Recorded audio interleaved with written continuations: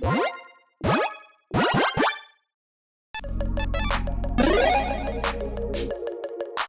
everyone, Mitch coming in with the Command Core Studio. Welcome to the show. Alright, so on today's episode, I am doing a tier list breakdown of, well, something that maybe I should have done years ago just on my own, essentially. Looking at my own personal decks and what I think are my best ones, what are S tier, which ones are, middle of the road, and which ones are, well, D tier. And this is just actually, ranking them in comparison to each other, not in comparison to other players' decks out there or CDH. It's just, what is my best deck? What is my worst deck? What's in between? Where do they land? I have 9 decks in my little, deck box thingy that essentially I bring around to LGS's, friends' houses, wherever I'm playing. And these are the 9 right now that I'm playing with. So let's break it down first, starting off with Cody. Now I'm going to give you like a little bit of a, explanation of what each of the decks do, because they might be different than your typical ones, and yeah, it's just good to say, like, it's not just based off of the commander and how powerful the commander it is itself and like what tier it is. It's based off of the whole deck. Let's jump into it. So Cody, 1 for legendary artifact creature construct for 3 mana. You can't cast creature spells, pay 4, tap, adds Wooburg. When you cast your next spell this turn, basically cascade in some way. Exile cards at the top of your library until you exile it. Insert a source card lesser mana value. Till end of turn, you may cast that card without paying its mana cost. Put each other card, exile spell on the bottom of your library in random order. Basically, Cody, it can be built in a couple of different ways. This, I would say, is a bit of a strange way that it is built, because it is, well, Hypergenesis. This is Hypergenesis Cody, which is not your typical deck build around this one. Essentially, the goal of this deck is literally get Cody out and then cast Hypergenesis. And you can typically do this, like every single time on turn 4. And then all of a sudden the game turns on its head, because Hypergenesis is a sorcery that has no mana cost. So you couldn't just usually cast it in this way, but Cody gets around that. That being said, it does have to spend 3 in case it's in your hand, so you can do that. But more than likely, you're going to be Codying it out. I'd say more than likely, like 90% of the time, 99% of the time. Starting with you, each player may put an artifact, creature, enchantment, or land from their hand on the battlefield. Repeat this process until no one puts a card on the battlefield. So this one basically says everyone just dump everything out of your hand onto the battlefield, and then we'll sort things out. So your opponents probably aren't going to be expecting this necessarily, and we can dump out some massive things quite quickly. We're going to take advantage of the situation, obviously, build the entire deck around, okay, getting this out, and then all of a sudden having the biggest board state and just decimating our opponents right away. We do have cards like Flower and Flourish. Split cards are great in this deck because they can ensure that we hit each of our pieces that we need. Flower is search life for a basic forest or plains card. If you open your hand, then shuffle. It's just a nice way to make sure we're hitting our land drops early. But also, again, keep in mind, Hypergenesis is a card that costs technically 0 as we're revealing with Cody's ability. So by casting this, we reveal until we hit something less than that, which would be 0. And all of a sudden, we are casting Hypergenesis. Flourish. Creature control +2/+2 until end of turn. Doesn't really matter what each of these do, really, at the end of the day. Essentially, Flourish is going to be able to hit another type of card that I'll talk about here in a bit. And the way the deck is built, yeah, we literally can only hit 2 different kinds of things, either Hypergenesis or another type of card. But yeah, Illuminate Primordial, giant things like this. A 4/7 Avatar with Vigilance for 7 mana. Enters the battlefield for each opponent, exile up to 1 target creature the player controls. And that player gains life. Well, it's basically like Swords of Plowshares each, player. So again, our opponents are gonna be like, oh, this is awesome. I get to cheat things in. Cool. All right, I get my giant, creature bomb. It's coming into play. And all of a sudden we're like, cool, that doesn't matter because I'm going to get rid of all your things. The ETBs actually kind of happen all at the end of all this after everything is resolved from Hypergenesis. So yeah, we can pick and choose our best targets for this. So yeah, our opponents, again, might think they're taking advantage of the situation too. We are taking the most advantage, and they will be very, very upset. Baleful Force is another kind of card that we can cheat in early obvious with this. 7/7 elemental for 8 mana. At the beginning of each upkeep, you draw a card, lose 1 life. That's no big deal at all. 1 life for 1 card. That's amazing. Like each trip around the table, that's 4 cards drawn. So essentially with this deck, we're going to be casting Hypergenesis, again, consistently on turn 4.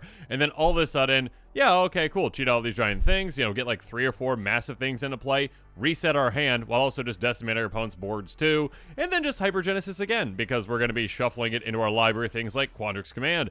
Choose to return target creature planeswalker to his hand. Counter target artifact or enchantment spell. Put 2 counters on target creature. Target player shuffles up to 3 target cards in their grave or in the library. Basically, this is, okay, get Hypergenesis back out there. Again, I talked about like Flower Flourish. If we're casting like the higher end of those split cards, we get to hit either this or another one of our shuffle cards, so we can keep doing it. So yeah, Cody overall is like a all-in type of strategy that is very dependent on, well, Hypergenesis going off the first time. If we can get that board state built up, then yeah. That being said, it is, very hit or miss, I'd say. I put it in the C tier right now. It can definitely overperform. It can actually perform as it should.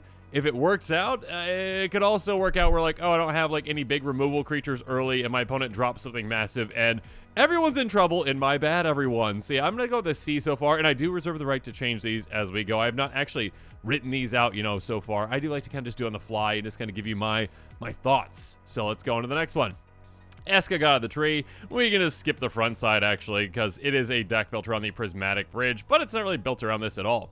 Legendary enchantment for 5 mana in Wooburg. At the beginning of your upkeep, real card, so you top your library until you reveal a creature or planeswalker card. Put that card on the battlefield and the rest bomb your library in random order.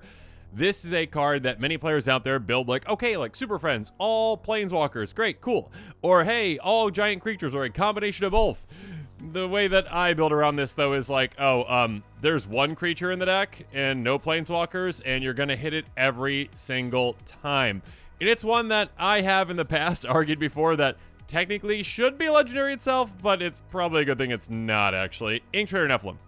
A 3/3 Nephilim. I mean, the Nephilim themselves just, it makes sense lore-wise that they're, legendary. It's like, there's a giant Nephilim.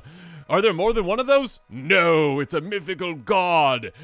But it's not legendary for some reason. It makes no sense. All right, 3/3 Nephilim for 4 mana, everything but black. Whenever a player plays an insert sorcery spell, if Inktrader Nephilim is the only target of that spell, copy it for each other creature that spell could target. Each copy targets every one of those creatures. Basically, this is Jodah, but supercharged. This is Jodah for every single player's creatures, not just your own. And essentially, I can tell you this right now, and actually, I'm going to kind of spoil this in where I'm putting it right now because I just have to. The Eska is just, representing this, but S tier. This is an S tier deck. This is my most powerful deck that I'm bringing right now. I mean, around in my collection. I mean, like, if I had my Drawer deck in there usually, then that would probably be up there too. But this one is literally, if Inktrader Nephilim gets out, the game is over. There is literally nothing my opponents can do to stop me. It is game over. Not even kidding. It does not matter because, again, that's an upkeep trigger. I'm getting this into play for free, and on that turn, I'll have 4 or 5 or 6 mana to work with, but I mean, the amount of mana is going to be a lot more than that because I'll cast something like Sudden Breakthrough. Target creature gets plus with 0 gates first strike until turn. That's nice, and that can help like finish the game. Create a treasure token. That's literally all the card has to say. If it was just target creature gets +0/+0, which they would never have that card. Just does nothing, right? Target creature, I don't know. It doesn't matter. Create a treasure token. Cool. Yeah, that's all it needs to do, because all of a sudden, again, you are targeting Inktrader Nephilim, which then targets everything, so you make, again, X number of treasures based on the number of creatures in play. That's all this is, a 2-mana way to make, again, 10 plus treasures, depending on how many creatures in play. You're taking advantage of your opponent's creatures, obviously, and typically, when I cast this, it's at least 10 treasures. Also, of course, you're never going to run out of things. Leap, instant for a single blue mana, target creature against flying, turn, draw a card. There are so many cantrips that target, like Expedite, Leap, etc., etc., and all of a sudden, you're just like, oh, okay, cool. Yeah, I'm Inktrader Nephilim, and all creatures gain flying till turn.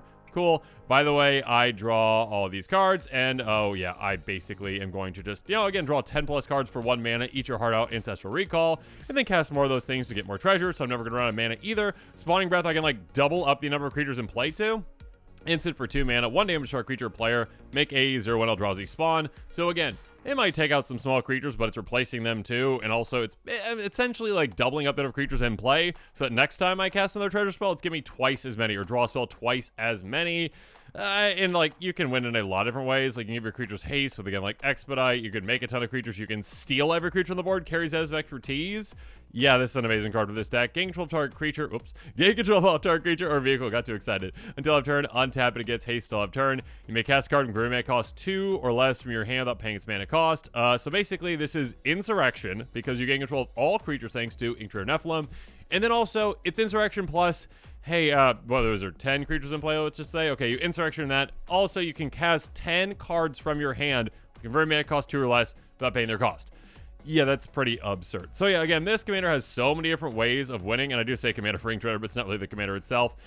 This is, again, it goes into play. Your opponents literally can't stop you, because even if they counter one spell, you've got another one that does the exact same thing. Oh, they counter that, you have another one that does the exact same thing. There is no stopping it. You just win the game if this gets in play.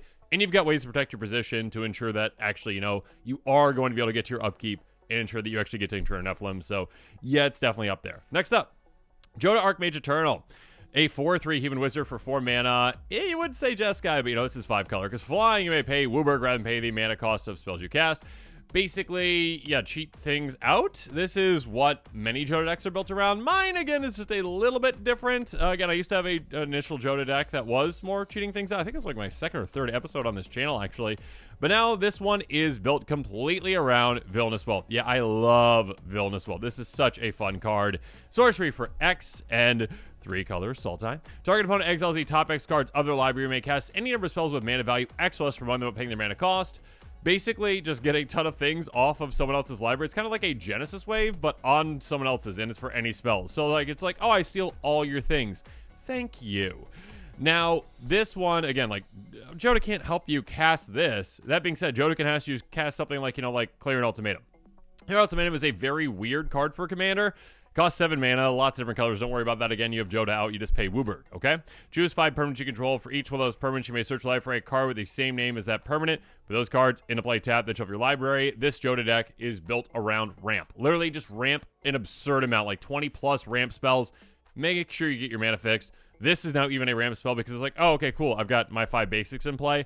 I get 5 more basics in play. Great, good for me. You're going to be ramping here, there, and everywhere. Essentially, you're going to be like, okay, I pocket my 5 basics together. That is one spell. I pocket my 5 basics over here together. That's another spell for free thanks to Joda. And when it comes to that, you're going to be copying spells as well. Swarm Intelligence, cast copy and source spell. Copy that spell, choose to the copy. Again, it costs 7. With Joda, this costs 5, which is amazing. But yeah, be able to copy up your ramp spells, of course, but also, yes, copy Villainous Wealth. And you've got an absurd amount of other copy effects, too. So essentially, when you cast Villainous Wealth and you put a ton of mana into it, I mean, that X cost is going to be like 9 plus, and then you're going to be able to copy it like 4, 5, 6 times. I think my record is literally like 9 times, I think it was, or 12 times 6. So again, okay, I get, 24 off of that opponent, 24 off of that opponent, 24 off of that. You can choose to split it up. You can choose to get all from one. I just like to have fun and split it up. But then Threefold Signal, a very janky, terrible card. I love decks that can utilize things like this. Enters the battlefield, scry 3. Each spell you cast is exactly 3 colors, just replicate 3. Yeah, I mean, this is a terrible card for most situations. But again, Villainous Wealth is like, oh, I can pay 3 extra mana to copy this. Lovely. So yeah, basically cast a giant Villainous Wealth, and I pretty much have won every single time I have done that. It's a deck that, again, does get left alone, actually, because, players just kind of see, the dirtling. So it does get left alone quite a bit. I have to say it's either B or A out of my decks. Maybe I'll go with an A. Again, it does just kind of seem like it's dirtling around, but then maybe I'll put it at B tier. It seems like it's dirtling around, but, if I do the thing that I'm going to be doing, and there are ways to tutor, of course, for Villainous Wealth, I just going to win because I just cast so many things for free out the top of your libraries. There are plenty of times where we're just like, oh, this combination of cards just wins the game right now. Moving on. Might be one of my favorite decks right now, and one that, I did not expect it to be one of my favorite decks. Mr. Orfeo the Boulder, I call this one Hotline Fling. 2/4 Rhino Warrior for 4 mana in Jund. Whenever you attack, double target creature's power until end of turn. This one is just pretty solid. Okay, you know what? Okay, I'll keep Joda and B for now. All right. This one's just pretty solid. Basically, all you want to do is get creatures out that maybe have the potential to have a lot of power, double up that power, and then you utilize that power in a couple different ways. But yeah, at the very base of it, just chuck that creature. I mean, swing first probably, but then chuck that creature at an opponent's face after you've doubled it, and maybe even turn it in basically a one-shot KO on Fling. So yeah, Hotline Fling is, part of the name of the deck. Using Fling effects, using other effects that just say hey, greatest amount of power, that player loses life, deals damage, whatever it is, Rabbinic Punch, that kind of stuff. But yeah, basically, Fling effects are sacrifice creature, deals damage, yields power to any target. You're just basically, again, getting something in play, massive, double up that power, maybe double it again, and then fling it, and all of a sudden an opponent is gone in one shot. There's going to be turns where you take out multiple opponents in the exact same turn, out of nowhere. Wilderness Elemental, Something as janky as this can be amazing. Power is equal to number of non-basic lands your opponents control.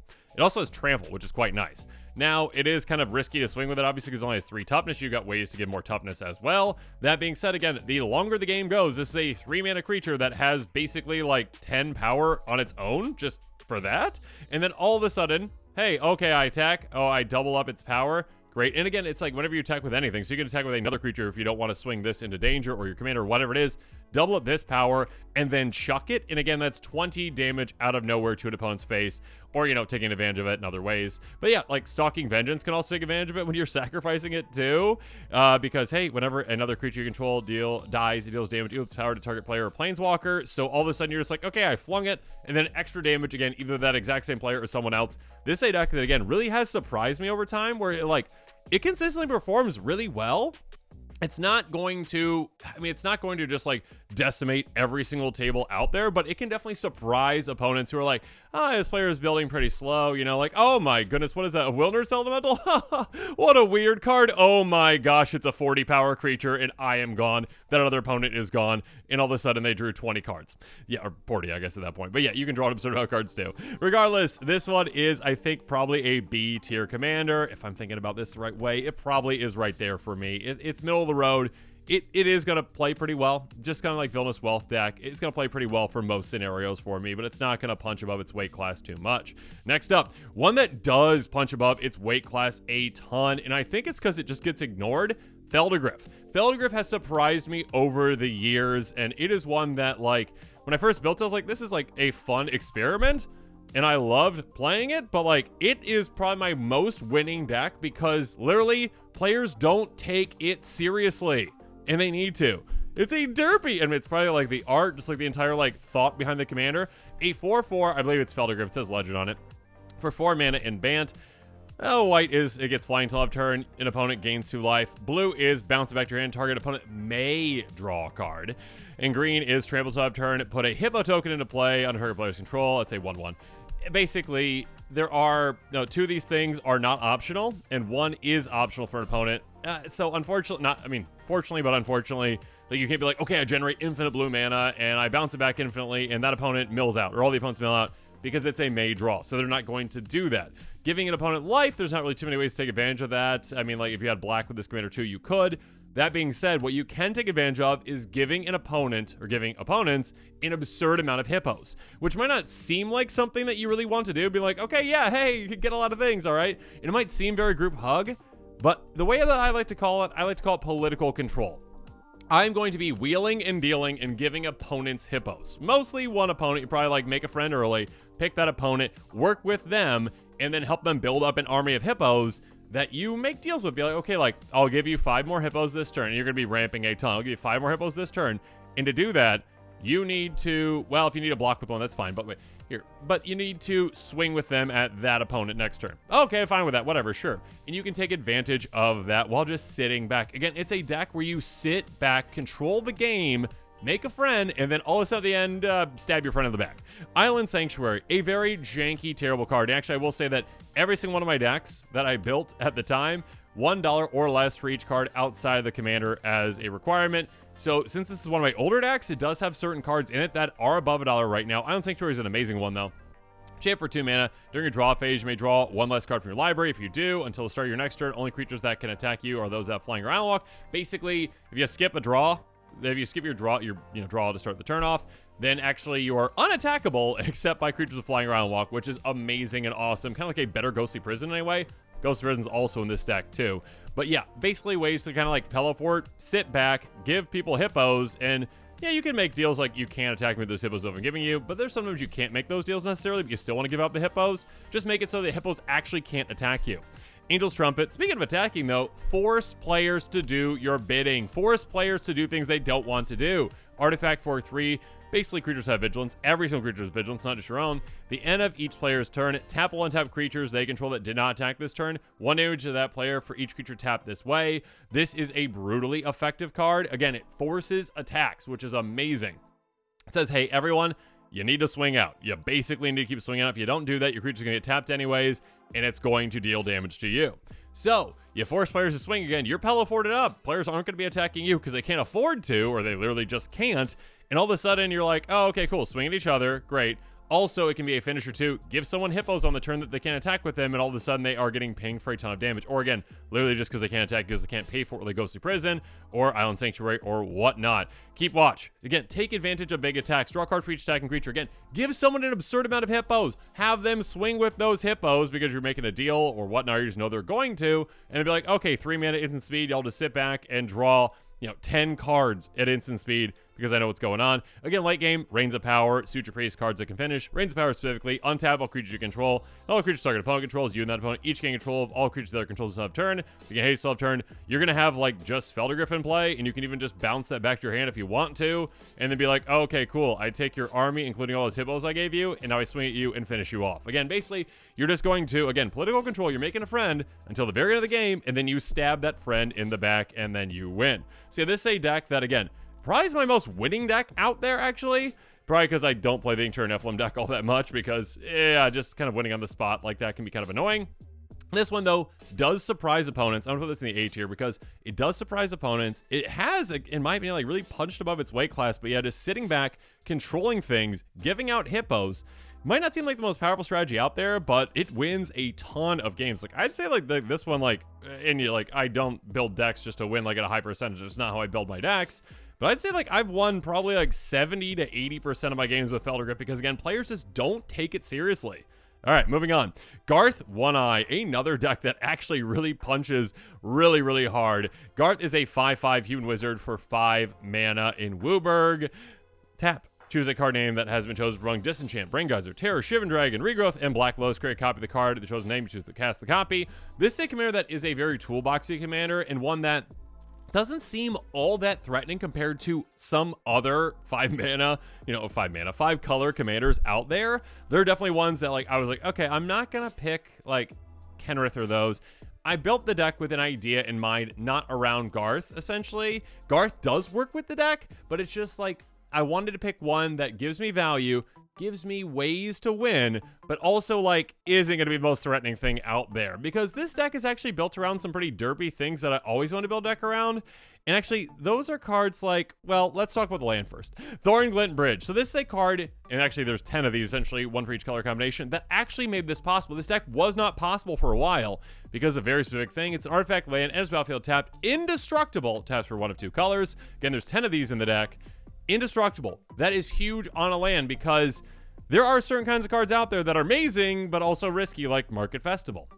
Enchantment Aura for 4 mana, enchant land. Whatever enchant land is tapped for mana, its controller adds 2 mana, any combination of colors or mana pool. Basically, this is like explosive vegetation, but again, can be kind of used and abused a lot easier than that because you have ways to maybe untap that we'll talk about here in a bit, but throwing this on an indestructible land means that it's a lot more protected. There are very few cards out there that players play in Commander that are like exile a land.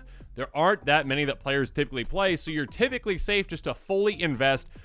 I mean, I'm talking about 10 plus auras onto a land. I mean, typically when you're getting things really going, you'll probably be at like 5 or 6 really, but essentially you're going to have your land, one singular land, tap for like 5, 6, 7 mana. And all of a sudden your opponents are going to be in big trouble because you're going to have cards like, again, Curious Follower, tap, untap another target permanent. This is a really good example of one because it can untap our commander, which is great. Again, very flexible in what it can do, but it can also untap that land. And we've got other ones that can just untap all permanents. We got other ones that can just untap specific lands like Voyaging Satyr.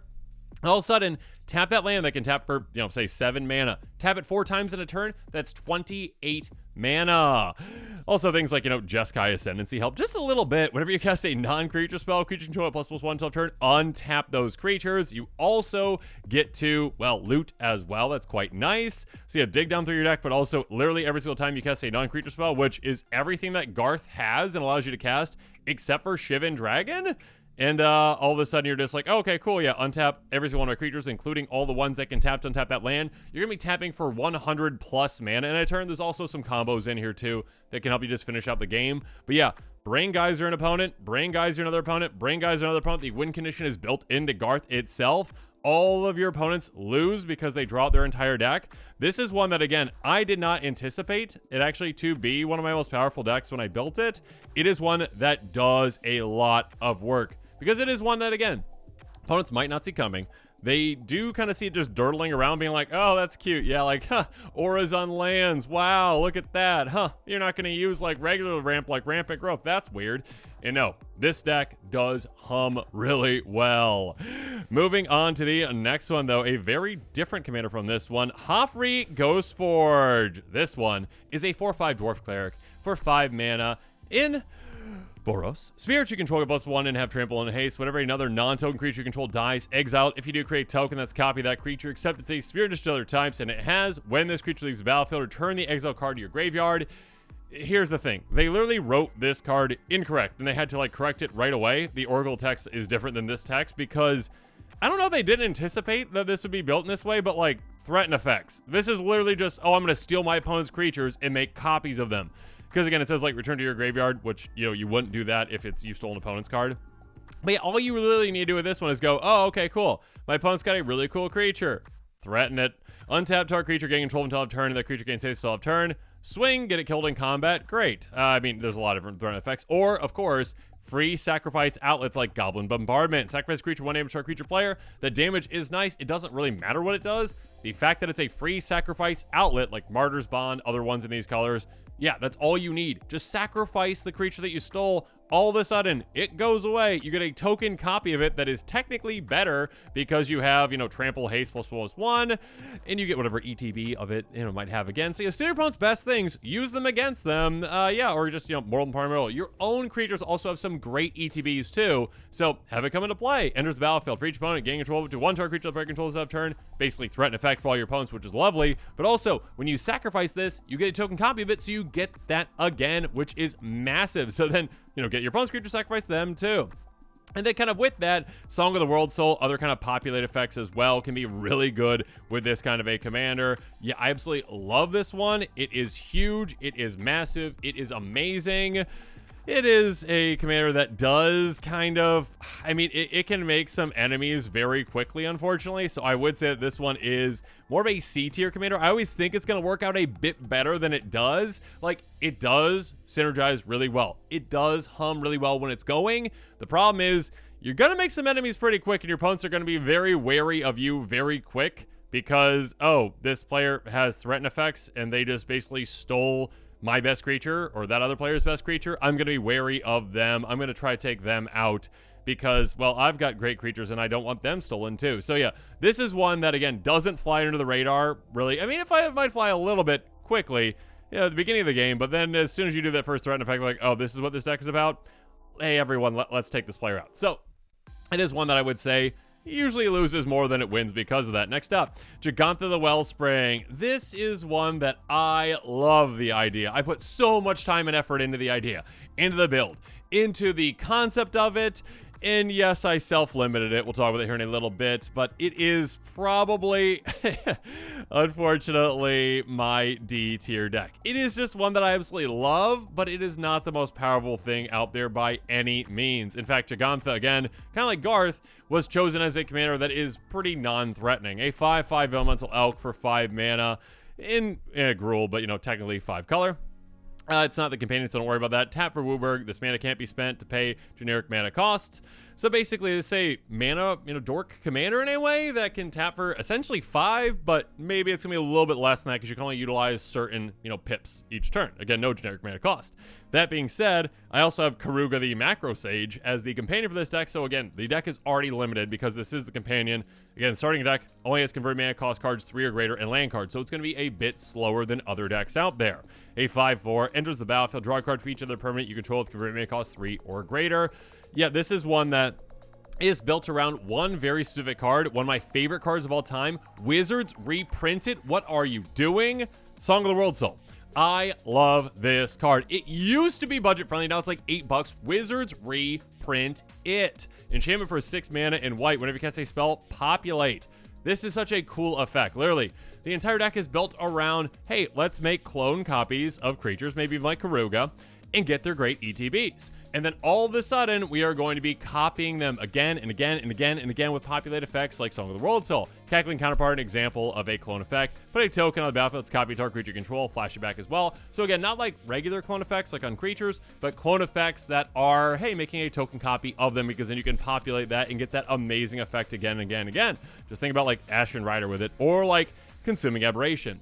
I like to utilize creatures that have some really cool, unique effects that if you just kind of add those effects, if you multiply those effects, things get crazy. A star that costs 5 mana and Dimir, power toughness each equal to the number of cards in your opponent's graveyards. On top of that, whenever you cast a spell, each opponent reveals cards to the top of their library until they reveal a land card, puts those cards into their graveyard. So just keep that in mind. Again, basically, if you've got multiple copies of this, again, let's say 3-4 copies, all of a sudden, every single spell you cast, you force your opponents to mill until land 4 times. You are going to be getting, like, I don't even know, like 10, 20 plus cards per opponent into their graveyards, and your Consuming Aberrations, if they don't take your opponents out by milling them, they're going to be the largest creatures on the board by far, and they can be just giant threats too. So again, you've got so many like different threats and so many different things you can do. It just takes a long time to build up. It really does. It takes a long time to build up, because again, the deck is self-limiting with Karuga, just for fun, essentially. And yeah, Jegantha is not the most threatening one out there. I probably could change out the actual commander itself to make it a little more. I like the derpiness of the deck. I do like it's a bit slower. I like that I have the deck that's at the lower end of my power scale. So again, it's a deck that I can bring up against players who might be playing pre-cons or like lower level decks themselves, just so I have something. It's good to have a wide spread of decks essentially, but yeah, I'm just going to keep it at this level because of that. And it's a fun one for me to play. And actually, I drew all the tokens, which is a lot of fun too. Okay, next up, and this is actually my most recent edition, which is ironic because it's the oldest episode on my channel. The very, very, very, very, very first episode I ever did was Nezahal Primal Tide, my deck tech on this. It actually is a deck that I had for such a long time, and then I took it apart. But actually, unlike any of my other decks out there, really, I put it back together recently because I was just missing it. I was like, you know what? I played it for a while. I had a lot of fun with it, but you know what? I'm just going to go back in my collection, you know, find my blue cards that, you know, I utilize with this deck essentially, and just utilize it again. Like, it's not exact one-to-one replication of that old deck, but it is, I mean, it is the essence of that deck. And I've only played it twice so far because I did this recently. So I've only played it twice so far, and it's actually 50-50 right now. So it won a game. It's definitely not going to, you know, destroy the world. It will not do that. But it is going to hold its own in certain circumstances and against, you know, surprising decks too. A 7/7 Elder Dinosaur for 7 mana in blue. It can't be countered. You have no maximum hand size. When an opponent casts a non-creature spell, draw a card. Discard 3 cards. Blink it basically. Exile it from the battlefield tapped, or so it's controlled begin next end step. This is a commander that typically isn't built Boltron, and it's not really built as a commander typically. It's just a draw engine for most decks out there. This, in my opinion, is a really spicy commander for a Boltron deck, and this was like the very first deck, again, I ever built on the channel. Yeah, it is a 7-power creature, which means a 3-shot KO. It can't be countered, so your opponents can't stop it from getting into play. The max hand size is very nice because you're going to be drawing an absurd amount of cards with that trigger. Whenever a opponent creature is a non-creature spell, drawing a card. Cast non-creature spell, draw a card. And also, it is one that is absurdly protected. It is so difficult for your opponents to ever get it away as soon as it gets into play because, again, you just need to discard 3 cards, and all of a sudden, oh, okay, it's back. And essentially, like, you know, when it comes to opponents trying to remove it, they're usually casting a non-creature spell to do so, and all of a sudden, you're drawing one of those cards back. You also have plenty of other draw. You also have plenty of ways to take advantage of it. But yeah, you've got some really weird, awesome. I think Dragon Wings is actually the very first golden pig on this channel, too. And Chain Creature is flying. Whenever a creature converted mana cost 6 or greater comes into play, you may return it from your graveyard to play a chain of that creature. It's really fun because you just want this in your graveyard, and then Nezahal comes into play either when you play it the first time or when you blink it essentially, and it's going to, oh, it loses the Dragon Wings. Oh, it gets it back when it comes into play. So it just basically has permanent evasion when this is in play, in play in our graveyard as well. Fire Trigger, of course, other ways to pump power like Imperial Plate, but also Fire Trigger, yeah, doubling up damage. There have been plenty of times where, again, I haven't even hit an opponent with my Nezahal, but I've drawn so many cards that I got Fire Shrieker, Inquisitor's Flail, whatever, I think it's Inquisitor's Flail, where just doubles and doubles again. I'm like, okay, 1-shot KO on you, goodbye. So yeah, essentially, again, you are building for the long game. You also, can get Nezahal incredibly quickly. Sisei's Ring taps for 2 mana. I think my record for Nezahal was actually, I think it was turn 3. It was like a, Soul Ring into, a Signet, not Signet, but into a Mana Rock, and then next turn into, another Mana Rock, and then turn 3, Nezahal out. Good luck opponents trying to stop it. But yeah, of course, a good amount of control pieces as well to, clear the board when needed, and also just keep Nezahal protected. And yeah, it is a commander that, again, is not going to just demolish the world. It's not going to scare anyone. Again, it does kind of fly underneath the radar for a bit, but as soon as opponents see what's going on and be like, oh, we can't remove that, ever. It is just in play. If I've got 14 damage on me from this commander and it's just in play, I'm just gone. I'd say overall, it's probably like a C+, B-. It is pretty limited in what it can do. Again, it's not the best commander anyway it's definitely not the best commander of all time, ever. But it is a commander that can hold its own, surprisingly. I'd say overall, it's probably like a C+, B-, but I'm going to throw it in the C tier. I think I feel pretty good about this right now with my rankings on this. Again, I've been playing these decks for a long time, and so I kind of know where, if I'm at an LGS and I just know, which one I need to pull out depending on the situation. Okay, what level am I playing against for my opponents? What are their decks doing? I can, know generally what they are, but I never actually did this exercise, which I think is fun to do, and maybe you should do as well with your decks. But being able to just do this exercise and be like, oh, okay, yeah, I will not pull out Essica Ink Shredder unless I literally have asked the opponents, hey, are we playing our most powerful decks out there, and are you okay with just a one turn, you're done game? And then Phelddagriff and Garth just kind of go under the radar, especially Phelddagriff goes under the radar so much, and this is so controlling. And again, it's my highest win percentage deck. It's kind of fun. And then just, fun decks that can kind of punch up to whatever weight class, with Mr. Orfeo, which can surprise players by flinging giant creatures out of nowhere at them, and Joda, who just oh, okay, yeah, I just ramp, Villainous Wealth, you're gone. The other ones, again, are more edge case, Cody, Hypergenesis is just yeah, if it works, it works. If it doesn't, it doesn't. Roll the dice, essentially. That one I also ask my opponents if they're okay with a Hypergenesis deck, because not a lot of players out there are okay with Hypergenesis shenanigans. And then Hofri, again, makes enemies too quickly. Nezahal is just limited, being a Boltron deck itself. And then Jegantha just takes a long time to set up, but I love it. It's adorable, and it's okay to have a lower end deck. So yeah, let me know your thoughts on these rankings. And yeah, let me know what the rankings for your decks are as well. Comment below your thoughts. And of course, as always, well, if you are interested in these decks, I'll try to remember to put the links to the episodes in the description below. And with that, this episode is coming to a close. Make sure you comment below with your thoughts on this one. And of course, as always, thanks again, and have a good one. This show and episodes like this one are possible thanks to viewers like you. If you're looking for an easy way to help support this show, make sure that you like, share, and subscribe. Also, hit that bell notification icon so you don't miss any new episodes. You can also go check out our playmats and other merchandise at thecommandersquarters.com. We also have a ton of brand new t-shirt designs in stock, so make sure you check out those as well. Another easy way to support this show is with our TCG player affiliate links. So whether you're buying a deck or individual cards, you can use this general link right here or one in the description. And the final way that you can support this show is by supporting us directly by becoming a patron. There are many benefits to being a patron, and I truly couldn't do this without all of their support.